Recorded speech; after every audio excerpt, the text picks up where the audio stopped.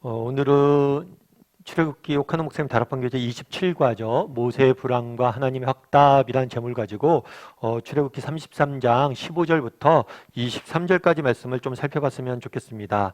우리 먼저 서론을 같이 한번 읽어볼까요? 백성의 죄를 짊어지고 중보기도 하는 모세를 사랑하신 하나님께서는 그의 뜻을 바꾸고 백성과 함께 동행하시겠다고 다시 약속하셨다. 그럼에도 불구하고 모세는 계속 엎드려 기도한다. 왜 그랬는지 생각해보자. 예, 모세가 시내산에서 40일 동안 하나님과 함께 시간을 보내게 됩니다. 그런데 이 40일간 동안에 이스라엘 백성들은 산 밑에서 우상을 만들고 그것에 예배하게 되죠. 이걸 본 모세는 나중에 분노하고 탄식하게 됩니다. 이 분노와 탄식을 통해서 이스라엘 자손들에게 죄에 대해서 잘못에 대해서 분명히 지적하고 회개를 촉구하죠. 그런 다음에 뭘 했냐면 이들의 죄의 용서를 위해서 하나님 앞에 중보기도하게 됩니다. 그래서 지난 시간에 어떻게 중보기도했는지 쭉 살펴봤는데 오늘은 계속해서 이 중보기도에 대해서 조금 더 살펴봤으면 좋겠습니다. 우리 먼저 1절 말씀 같이 한번 읽어볼까요? 33장 3절과 14절을 비교하라. 하나님께서 처음의 뜻을 돌이키시고 무엇을 약속하셨는가? 3절에서는 이렇게 말씀하셨어요. 너희를 젖과 꿀이 흐르는 땅, 이 가나안 땅이죠. 가나안 땅에 이르게 하려니와 나는 너와 함께 올라가지 아니하리니 너희가 가나안 땅에 도착하게 될 텐데 내가 너희와 함께 동행하지 않겠다고 얘기해요. 왜 그러냐면 너희는 목이 곧은 백성인즉 즉 너희는 계속해서 범죄하기 때문에 내가 길에서 너희를 진멸할까 염려함이라 라고 이야기를 하는 거죠. 그래서 예를 들면 그런 거겠죠. 여러분이 그러면 안 되겠지만 도둑질을 했다고 생각해 보십시오. 여러분들이 도둑이라고 생각해 보세요. 그런데 여러분의 아버지나 형제가 친구가 경찰이면 더 좋을까요? 나쁠까요? 오히려 안 좋죠. 여러분들 위해서 유익이 되지 않겠죠. 여러분이 범죄자라면 경찰이나 검사나 판사가 여러분의 형제 자매가 된다는 건 결코 함께 지낸다는 건 결코 여러분에게 도움이 되지 않아요. 왜냐하면 가까이서 보기 때문에 뭘 하게 될 수밖에 없어요? 그를 잡아갈 수밖에 없잖아요. 죄에 대해서 형벌을 내릴 수밖에 없잖아요. 너희가 정말 내가 너희와 동행하면 너희가 범죄할 때마다 너희를 가만히 둘 수 없어서 내가 뭐 하게 된다는 거예요? 너희를 진멸하게 된다는 거예요. 그래서 함께 가지 않겠다고 말씀하십니다. 그러자 모세가 뭘 했죠? 중보기도 했어요. 열심히 간구했어요. 하나님 앞에. 그러시면 안 된다. 하나님께서 함께 올라가셔야 된다. 그러자 여호와께서 뭐라고 했어요? 내가 친히 가리라.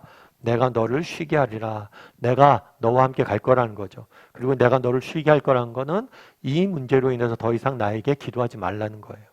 그런데 그 다음에 어떤 일이 있었을까요? 이번 문제 같이 한번 읽어볼까요? 하나님의 약속을 듣고도 모세는 안심하지 못하고 있다. 무엇을 보고 알 수 있는가? 하나님 친히 가시겠다고 그랬죠. 그런데도 또 하나님 앞에 기도합니다. 뭐라고 그래요? 하나님이 친히 가지 아니하시려면 우리를 그곳에 올려보내지 마옵소서. 하나님이 동행하지 않는다면 가나안 땅에 가는 게 의미가 없다는 거예요. 그곳에 가봤자 소용이 없다는 거예요. 그 다음에 또 뭐라고 됐냐면 나와 주의 백성이 주의 목전에 은총을 입은 줄을 무엇으로 알릴까? 주께서 우리와 함께 하심으로 나와 주의 백성이 천하 만민 중에 구별하심이 아니니까. 우리가 하나님의 백성 되었는데 하나님의 백성 되었다는 증거가 뭐냐는 거예요. 징표가 뭐냐는 거예요. 그건 하나님의 동행이라는 거예요. 하나님이 나와 우리와 함께 해야 된다는 거예요. 예를 들면 그런 거겠죠. 여러분들이 결혼을 합니다. 결혼했는데 부부가 계속해서 따로 살아요. 부인은 친정에 살고 남편은 시댁에서 살아요. 결혼해서 함께 살지 않아요. 그럼 그게 결혼이에요? 그게 무슨 의미가 있냐는 거예요. 뭐 부득이한 사정으로 피치 못할 사정으로 잠깐 떨어져 있을 수는 있겠죠. 그런데 계속해서 그렇게 동행하지 않고 떨어져 있다면 그거는 부부로서 의미가 없는 거잖아요. 마찬가지란 거예요. 우리가 하나님의 백성 됐는데 하나님이 우리와 동행해 주셔야지. 우리가 동행하지 않는다면 우리가 백성 됐다는 것을 어떻게 알 수 있냐는 거예요. 그래서 이 동행이야말로 하나님 백성됨의 가장 큰 특징이에요. 그리고 특권이고. 그래서 동행만큼 우리 인생에 중요한 건 없습니다. 다르게 말하면 하나님께서 우리가 예수를 믿는 순간 하나님께서 우리에게 주시는 복이 있어요. 그 복은 뭐냐? 하나님 자신이 복이에요. 하나님이 내 삶에 들어와서 나와 동행하는 것, 그것 자체가 복이고 그것 자체가 최상의 복이고 복의 근원이고 가장 큰 축복이에요. 그게 동행이 그래서 중요한 거예요. 하나님 자체가 복이기 때문이에요. 그럼 3번 문제 같이 한번 읽어볼까요? 모세는 두 번째 확답을 얻어내었으나 아직도 그의 마음에는 불안의 그림자가 남아있다. 그래서 또 무엇을 요구하였는가? 처음에 친히 가겠다 그랬더니 다시 한번 모세가 중보기도합니다.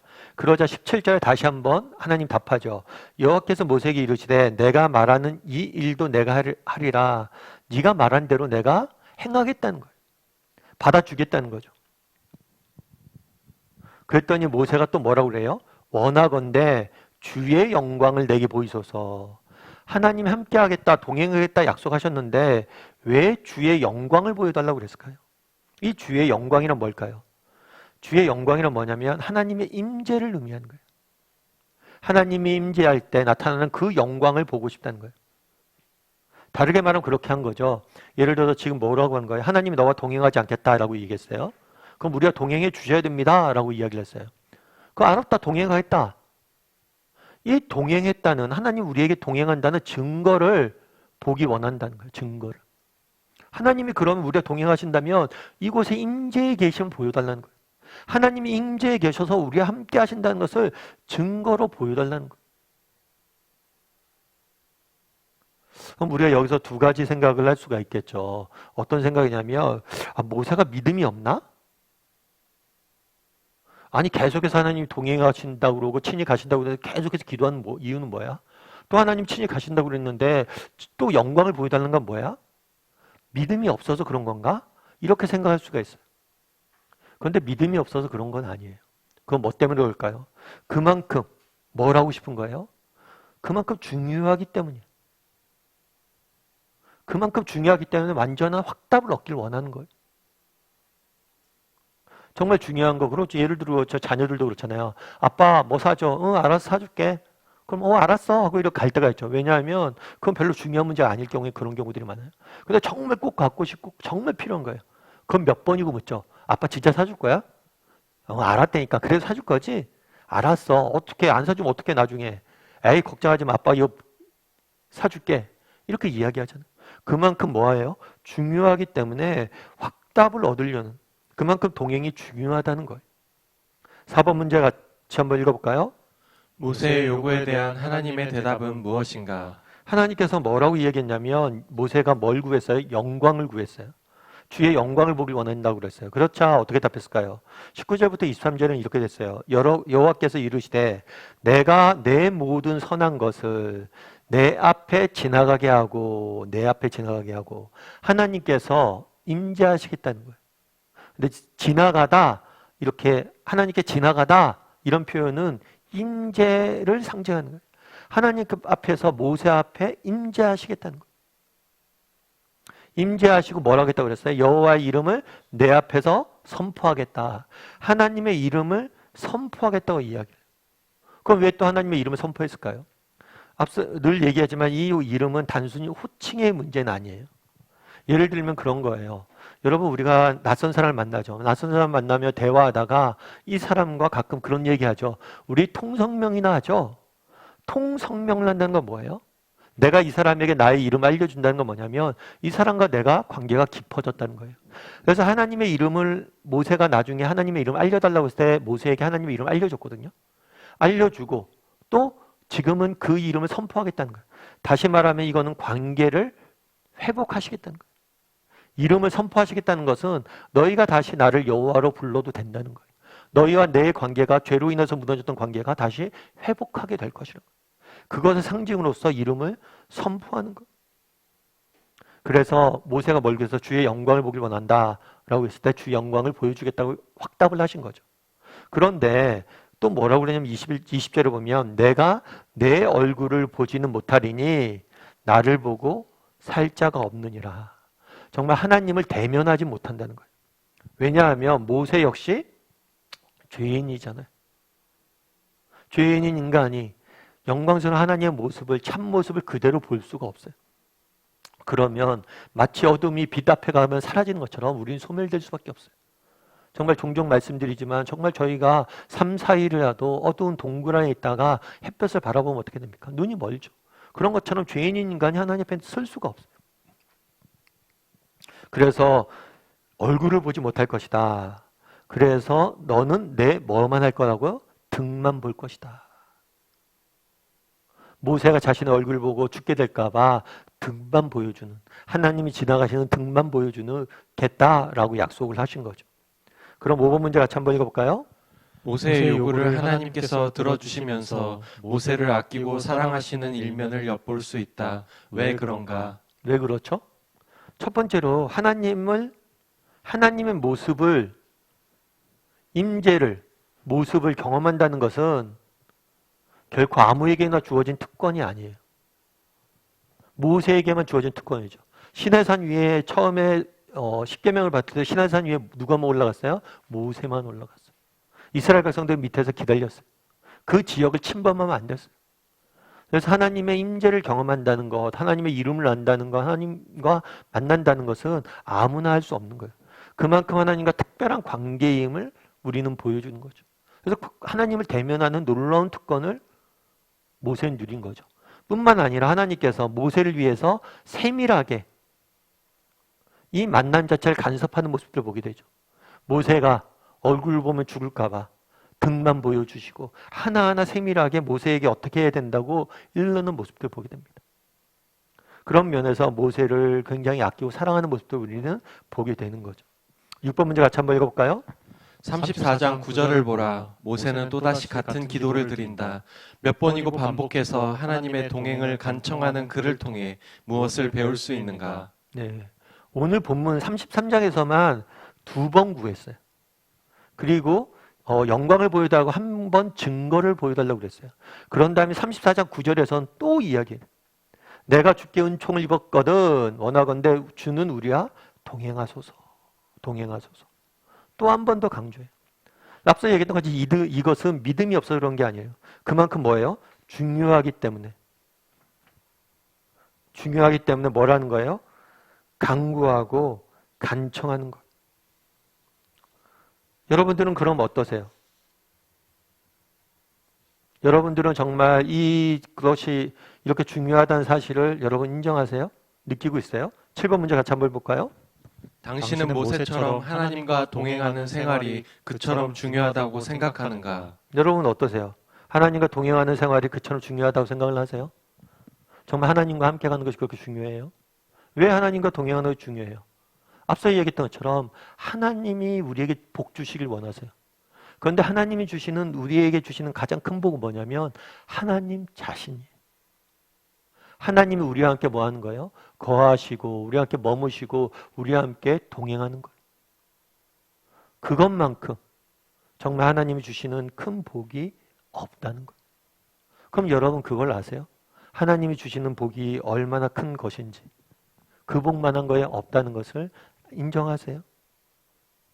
중요하게 여기세요? 한번 이 부분에 대해서 이야기 나눠보세요. 정말 하나님이 동행하는 것이 중요한가? 그만큼. 저도 가끔 이제 해외 출장 다닐 때가 있어요. 해외 출장 다니다 보면 예전에 해외 출장 다닐 때는 그런 일이 있었어요. 해외 출장 가면 이렇게 출장 끝나고 나면 늘 하는 일이 이제 하루 정도 시간을 빼서 이제 몰 같은 데 가요. 몰 같은 데 가서 뭐 아이들이나 집에 필요한 걸 좀 사갖고 오는 편입니다. 쇼핑을 하는 거죠. 그런데 그 전날 이제 아이들에게 이야기하죠. 아빠가 뭐 사다 줄까? 그러면 뭐 이거 사다 주세요. 저거 사다 주세요. 막 이렇게 이야기해요. 근데 아내한테 그런 얘기 하죠. 뭐 사다 줄까? 그럼 우리 아내가 그러죠. 오기나 하라고. 오기나 하라고. 그게 맞죠. 뭐 내 손에 들려진 뭐도 중요하지만 존재 자체가 더 중요한 거잖아요. 그리고 존재 자체가 오면 다 오는 거잖아요. 그게. 저도 예전에 미주야에서 한번 세미나 할 때 그런 적이 한번 있었어요. 제가 세미나 이제 강의하고 있었을 때 우리 세미나 같이 했던 스태프들이 어디를 먼저 갔어요. 조금 쉬러 간 다음에 제가 강의 끝나면 저한테 오라고 주소만 남겨준 거예요. 근데 제가 주소를 보니까 한 번도 안 가본 거예요. 한 번도 안 가본 주소에 그냥 내비게이션만 따라서 가야 되는 거예요. 사실 이게 얼마나 되게 불안하잖아요. 물론 내비게이션도 있고 또 거기 가서 뭐 어떻게 찾아갈 수 있겠죠. 그런데 너무 불안한 거예요. 한 번도 안 가본 데 가니까 꽤 먼 거리였거든요. 그랬는데 그러니까 우리로 얘기하면 한 서울에서 1000원 정도 거리였어요. 그랬는데 제가 그렇게 불안해하는 걸 알았는지 미국에 있는 목사님 후배 한 명이 형 같이 가요. 이렇게 같이 가더라고요. 근데 그 친구가 형 같이 가요. 이 말이 얼마나 내게 위로가 되는지 몰라요. 왜냐하면 내가 내비게이션도 있고 뭐도 다 있지만 그 친구도 그걸 알잖아요. 그리고 너무 잘 알더라고요. 그 친구가 나와 함께 간다는 것만큼 소중한 것이 어디 있어요? 예전에 제가 그런 얘기를 한번 드렸던 것 같아요. 어떤 연예인이 있어요. 이분은 뭐 가수이고 또 기획사 사장이고 그런데 그런 얘기를 하더라고요. 어떤 얘기를 하냐면 이 사람은 부모님이 이혼을 했어요. 그리고 아버지에 대한 상처가 너무 깊어요. 그래서 뭘 하냐면 결혼을 안 할 생각을 하고 있었던 거예요. 결혼을 안 할 생각을 하고 노총각이 된 거죠. 근데 정말 마음에 드는 자매를 만났어요. 여자를 만나서 이제 결혼하려고 생각을 했어요. 그런데 결혼하려면 상견례를 해야 되잖아요. 상견례를 하는데 이혼하고 정말 같이 안 살았던 아버님을 이랑 인사, 어차피 그래도 아버님이니까 그렇게 같이 가족 인사를 했대요. 그런데 그렇게 상견례 하는 자리에서 또 아버지가 화를 내고 싸우고 상견례 자리가 그러니까 너무 저기 했대요. 그래서 이 남자가 너무 마음이 상했대요. 이 자리까지 와서 이렇게 해야 되나. 그리고 너무 부끄러웠대요. 자기가 사랑하는 사람에게 이런 모습들을 보이니까. 그랬더니 그때 이 여자가 뭐라고 그러냐면 내가 오빠가 결혼하는 것은 뭐냐면 오빠랑 같이 있으면 행복해지려고 결혼하는 게 아니야. 오빠랑 같이 있으면 불행해져도 내가 그것들을 이겨낼 수 있을 것 같아서 결혼하는 거야. 참 그게 되게 많이 저도 공감이 되더라고요. 집안에 그런 어려움들과 상처들이 있죠. 그런데 그게 없길 바라서 결혼하는 게 아니라는 거예요. 정말 둘이 함께 한다면 이런 것들도 이겨낼 수 있기 때문에서 함께 한다는 거죠. 정말 우리가 누구와 함께 하느냐 중요하죠. 하나님이 우리와 함께 하신다는 걸 생각해 보세요. 하나님이 우리와 함께만 하신다면 우리에게 정말 두려워할 일이 뭐가 있고 우리가 염려할 일이 뭐가 있어. 오늘 시편 73편 25절 28절에는 이렇게 하죠. 하늘에선 주 외에 누가 있으리요 땅에선 주밖에 내가 사모할 자가 없나이다. 내 육신과 마음은 쇠약하나 하나님은 나의 반석이요 영원한 분기시로다. 무릇 주를 멀리한 자는 망하리니 음녀 같고 주를 떠난 자는 주께서 다 멸하시나이다. 하나님께 가까이 함이 내게 복이다. 하나님께 가까이 함 내게 복이다. 내 가장 큰 복은 뭐예요? 하나님과 동행한다는 거예요. 내가 주 여호와를 나의 피난처로 삼아 하나님이 우리의 뭐가 된다는 거? 피난처가 되신다는 거. 어떤 풍랑, 어떤 환경, 어떤 고난, 어느 역경 속에서도 하나님과 내가 함께만 한다면 우린 염려할 일이 없다는 거죠. 여러분 송명희 시인을 아실 거예요. 송명희 시인 같은 경우에는 어려서 소아마비로 인해서 평생을 불구로 살아야만 했죠. 정말 말 한마디 하는 것도 너무, 입 하나 떼는 것도 너무 힘들게 떼고, 펜을 손으로 잡아서 글 쓰는 것도 너무 힘들게 쓰고. 정말 하루하루 사는 게 정말 쉽지 않은 일이죠. 그럼 어떻게 이 어려운 형편 속에서, 상황 속에서 이겨낼 수 있냐는 거예요. 송명희 시인이 쓴 시에는 이렇게 되어 있어요.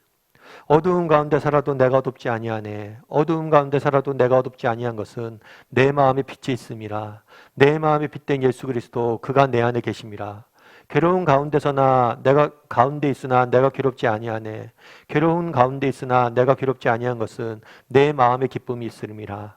내 마음의 기쁨 예수 그리스도 그가 내 안에 계심이라.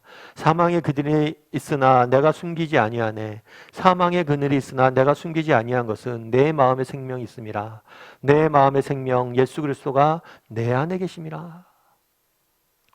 그가 나와 함께하기 때문에 어두움과 괴로움과 외로움과 죽음 가운데서 내가 빛을 잃지 않고 살아갈 수 있다는 거예요.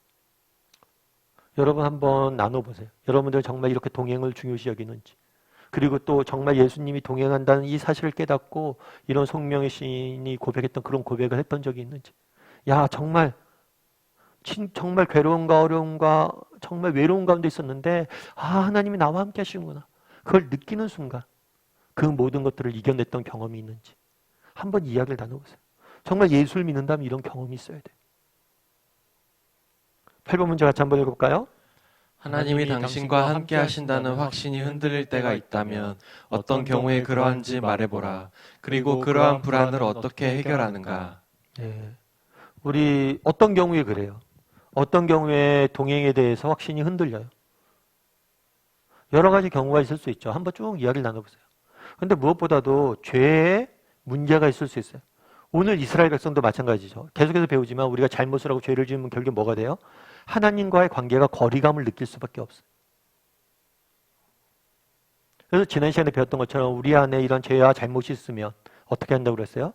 그럴수록 하나님 앞에 더 가까이 나아가라고 그랬죠. 정말 하나님 앞에 우리의 연약함과 부족함을 가지고 나아갈 수 있어야 돼요. 그럼 하나님께서 은혜롭고 자비로우신 하나님께서 정말 우리의 이런 상처들을 잘못들을 치유해 주실 거예요. 그리고 또 어떨 때 흔들릴 수 있어요. 감정의 문제가 있을 수 있겠죠. 느낌이 없는 거예요. 하나님이 나와 동행하실까? 하나님은 보이지 않잖아요. 우리의 오감으로 느껴질 수 없잖아요. 어떨 때는 막 은혜 충만해서 야 정말 하나님 나와 동행하는 것 같아. 근데 이상하게 어떤 날은 이런 것들이 메말라질 때가 있어요. 정말 이상하게 그런 것들이 안 느껴질 때가 있어요. 그럴 때는 어떻게 돼요? 여러분 우리 상상임신이라고 들어봤잖아요. 상상임신은 뭐예요? 임신을 했다고 생각하지만 실제로는 임신한 게 아니에요. 우리가 그렇게 느끼는 거죠. 그래서 결국에 느낌이 중요한 게 아니라 사실이 중요해요. 의사의 진단이 중요한 거죠.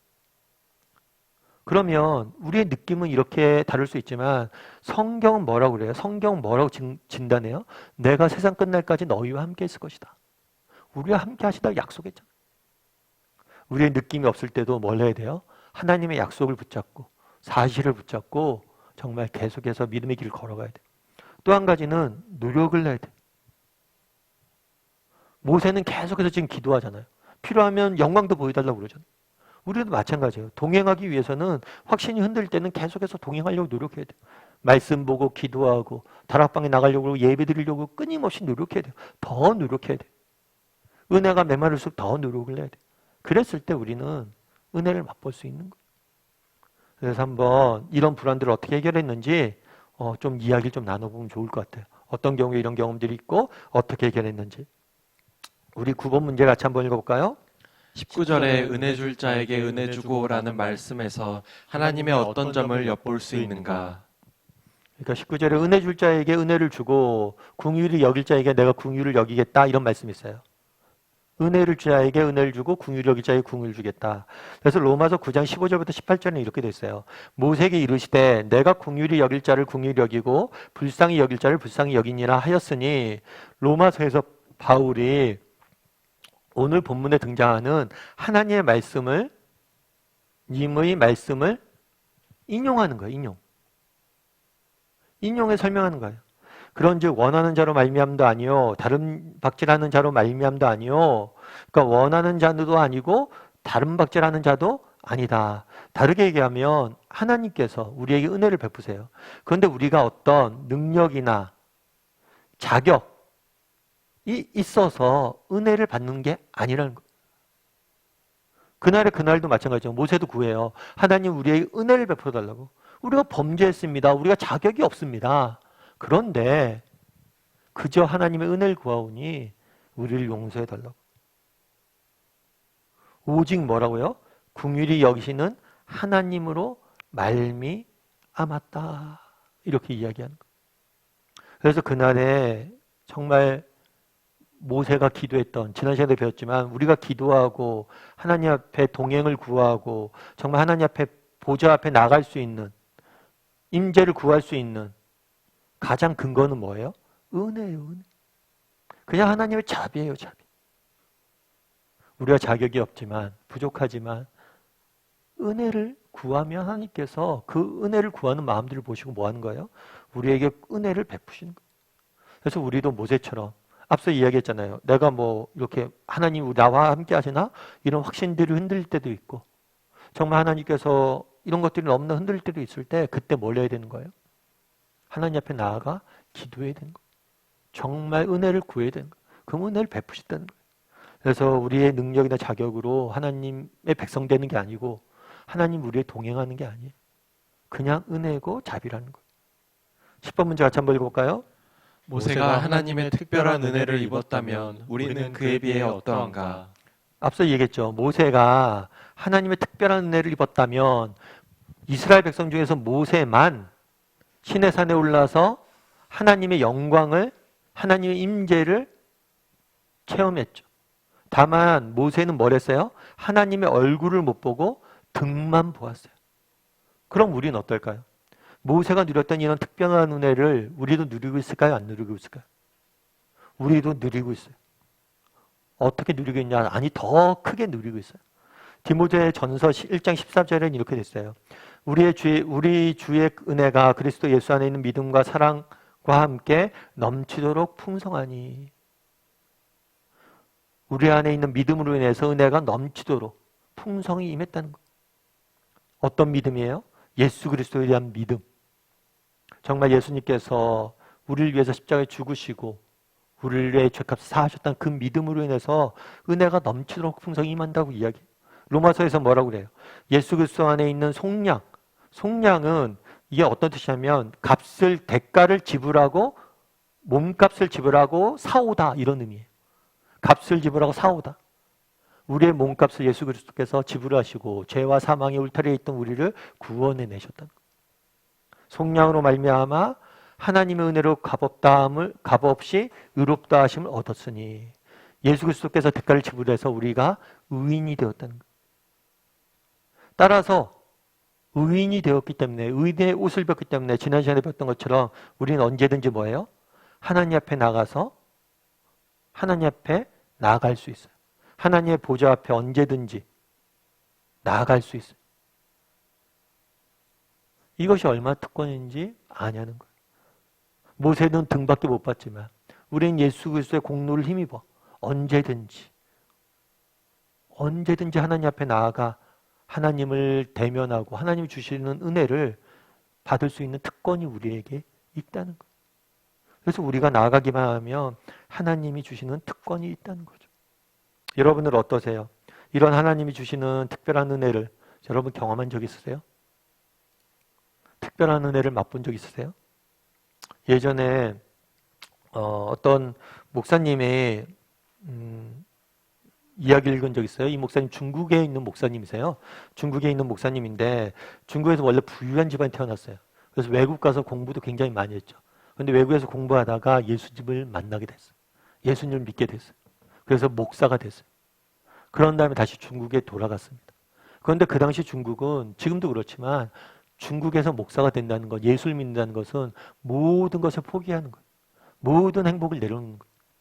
결국에 공안에 걸려서 수용소에, 강제 수용소에 18년 동안 복역을 하게 돼요. 여러분 18년이라고 하면 적은 시간이 아닙니다. 우리 인생의 대부분의 시간을 감옥에서 보냈던 거예요. 그런데 감옥에서 이렇게 나왔을 때 사람들이 물었어요. 어떻게 그렇게 18년 동안 그 힘든 감옥 생활을 버텼습니까?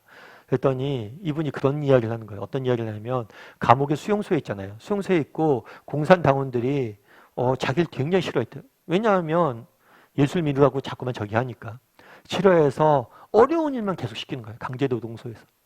특별히 어떤 일을 시켰냐면 여러분 인분이 나오잖아요.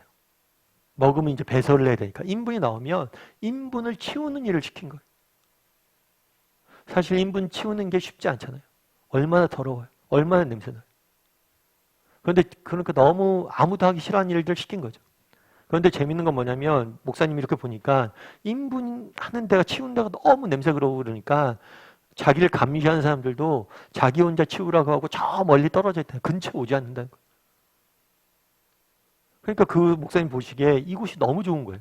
왜냐하면 그 전에 늘 감시하는 사람이 있고 주변에 사람들이 있으니까 기도도 마음대로 못하고 찬송도 마음대로 못하고 아무것도 마음대로 못했는데 정말 여기서 오니까 사람이 주변에 없어요. 감시하는 사람도 없으니까 기도도 마음대로 하고 찬양도 마음대로 하고. 그러면서 그때 제일 많이 불렀던 찬양이 뭐냐면 찬송가 저 장미꽃 위에 이슬이라는 찬송가가 굉장히 자기가 많이 불렀다고 그래요. 특별히 그 가사를 굉장히 많다. 주가 나와 동행을 하면서 나를 친구 삼으셨네. 우리 서로 받은 그 기쁨을 알 사람이 없도다. 주가 나와 동행을 하면서 나를 친구 삼으셨네. 우리 서로 받은 그 기쁨을 알 사람이 없도다. 그래서 사람들은 손가락질하고 인분시키고 힘든 일 시킨다고 그랬는데 오히려 그곳에서 하나님을 찬양하고 기도하면서 주님을 동행했던, 그리고 그 동행하는 기쁨, 그것이 있어서 그 힘든 수용소 생활을 이겨냈다고 그러더라고요. 여러분, 정말 우리가 하나님 앞에 나아갈 수 있다는 게, 우리는 이 목사님과 다르잖아요. 우리는 인분이 넘치는 그 지저분하고 냄새나고 힘든 곳에서 하나님 만날 필요 없잖아요. 우리는 언제든지 편하게 언제든지 하나님 앞에 나아가서 만날 수 있잖아요. 언제든지 예배 드릴 수 있잖아요. 그렇게 힘들게 안 해도. 그런데 왜 우리는 그분이 느끼는 그런 은혜를 못 느껴요? 왜 우리는 이렇게 편하게 예수 믿을 수 있고 편하게 하나님 앞에 언제든지 나갈 수 있는데 그런 은혜를 못 느껴요? 바라기는 우리 다음의 식구들이 정말 하나님이 주신 이 특별한 은혜를 맛볼 줄 아는 사람이 되었으면 좋겠어요. 그리고 이 은혜를 사모하고 날마다 맛볼 줄 아는 저와 여러분이 되기를 주님의 이름으로 소원합니다.